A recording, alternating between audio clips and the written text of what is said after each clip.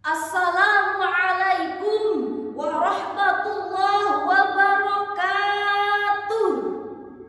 Hamdan wa syukranillah, salatan wa salaman ala rasulillah. Amma ba'd. Dewan juri yang arif dan bijaksana, hadirin sahabat da'i-da'iyah Bank Indonesia dimanapun kalian berada. Setiap hari kita tidak terlepas dari yang namanya uang, betul? Betul. Mulai dari kita berbelanja, menabung, bahkan berhutang.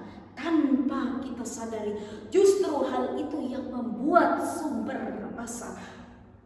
Kita lihat betapa banyak berita orang-orang yang terlilit hutang hanya karena pinjaman online. Banyak bisnis yang tidak jujur, bahkan persaingan yang saling menjatuhkan.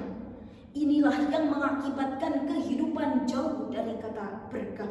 Na'udzubillah. Dalam Islam, ekonomi bukanlah sekedar memperoleh keuntungan dunia saja, tetapi juga bertujuan untuk memperoleh falah, yaitu kemanfaatan dunia dan akhirat. Kemanfaatan yang tidak akan ada habisnya, kemanfaatan yang tidak hanya dirasakan diri sendiri, tetapi orang lain juga merasakannya. Keberkahan datang dari Allah, turun dari atas langit, keluar dari perut bumi.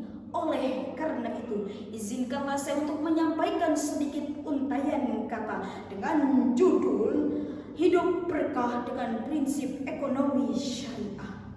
Sebagaimana firman Allah dalam Al-Quran Surah Al-A'raf ayat 96. A'udzubillahi minasyaitonirrajim. Bismillahirrahmanirrahim. Wattaqaw lafatahna 'alaihim barakatin minas samaa'i wal ardh. Shadaqallahul 'azim. Al-ayah, hadirin rahimakumullah.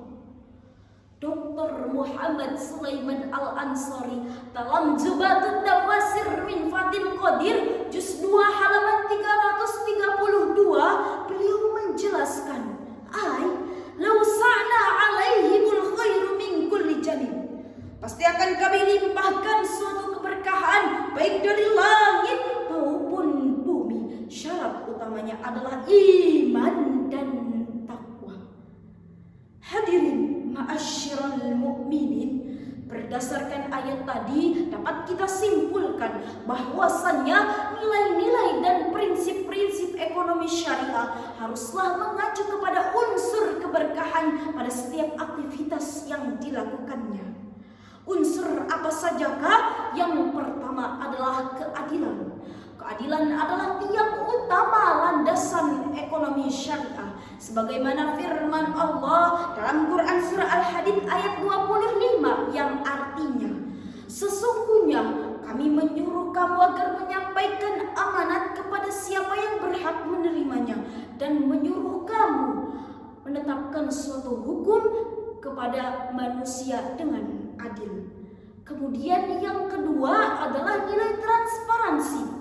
Transparansi adalah keterbukaan. Jadi di dalam setiap ekonomi, apalagi dalam transaksi, haruslah terbuka. Contohnya, suatu bank syariah menawarkan pembiayaan rumah, maka harus menjelaskan dengan jelas sejelas-jelasnya biaya pengeluarannya berapa dan keberuntungan yang diperolehnya berapa. Kalau tidak dijelaskan, maka bisa dikatakan ini melanggar prinsip syariah. Sabda Rasulullah SAW, sesungguhnya antara penjual dan pembeli memiliki hak untuk memilih dan menolak kesepakatan bersama sebelum keduanya berpisah. Jika keduanya jujur dan terbuka, maka Allah akan berikan keberkahan dalam setiap transaksinya. Tetapi jika keduanya berbohong, maka Allah akan hapus semua keberkahannya. Hadis riwayat Ibnu Majah. Yang ketiga adalah keseimbangan. Islam sangat menekankan untuk mendorong, menjaga keseimbangan antara pengeluaran dan investasi. Sebagaimana sabda Nabi yang artinya tidaklah mukmin orang yang perutnya kenyang tetapi saudaranya kelaparan. Hadis riwayat Ibnu Majah.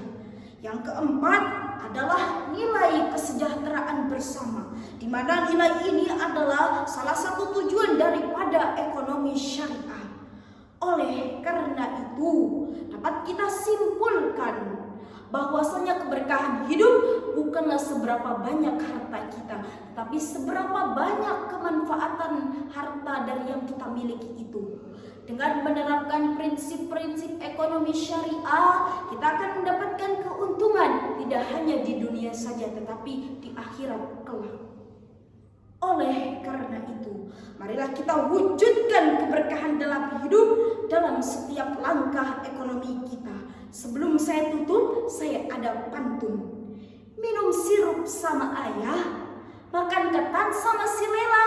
Kalau pengen hidup berkah, jangan lupa terapkan ekonomi syariah dengan prinsip syariah. Wassalamualaikum warahmatullahi wabarakatuh.